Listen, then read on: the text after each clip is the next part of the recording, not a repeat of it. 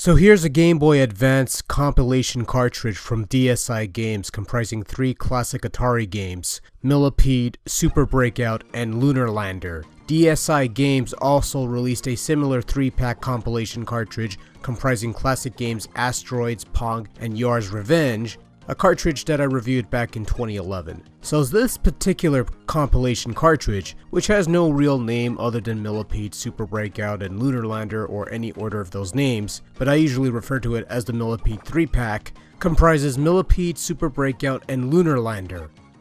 Go figure. Let's check these games out real fast. The star attraction of this collection is Millipede, if only because it's the one game where controls are simple and the concept is fairly straightforward. Kill the roaming Millipede as well as anything else that happens to be moving. Basically, it's much like its predecessor, Centipede, but with dynamite and stuff.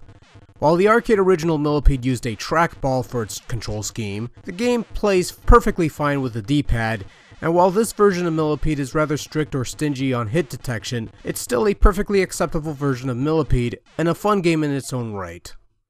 Lunar Lander, on the other hand, is not quite straightforward and does take a bit of getting used to in regards to trying to land your lunar landing thing without crashing into a bajillion pieces or whatever the case may be. It all depends on speed or altitude and trying to control the trajectory and descent of your spacecraft while taking your fuel count into account.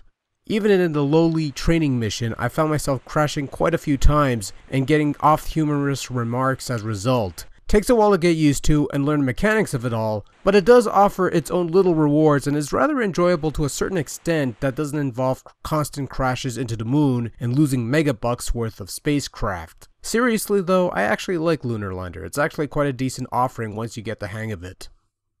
And finally we have Super Breakout, the classic brick-breaking game that's best played with a paddle controller or any similar type of analog control that offers nice precise control over your paddle. As it is, playing Super Breakout with a digital pad on your Game Boy Advance is difficult and somewhat frustrating, because you lack that kind of precision that's needed to play a game like this effectively. You could sort of fake it with light taps and such, but your paddle moves about so quickly that it's almost a headache to attempt. It's playable if you can manage it, but I prefer proper paddle controls for a game like Breakout, or a computer mouse. That also works wonders as well.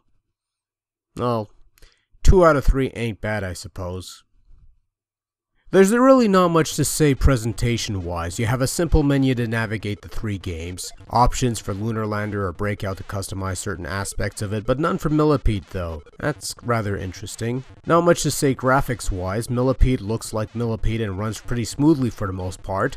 The overall display does look a bit squished, but that's to be expected considering Millipede originally had a vertical display, and that would be quite difficult to achieve on the GBA screen unless you wanted to see everything that's microscopic and something to that extent. Breakout looks like Breakout, complete with colored blocks and stuff, and Lunar Lander does a fairly good job of replicating, or at least bullshitting, the arcade original vector-based graphics. Runs pretty smoothly too, and sounds fairly good. Not having played the arcade originals in any format, I cannot vouch for how close to authentic any of the 3 games sound, but they sound good enough to me, so there's not much else to say there.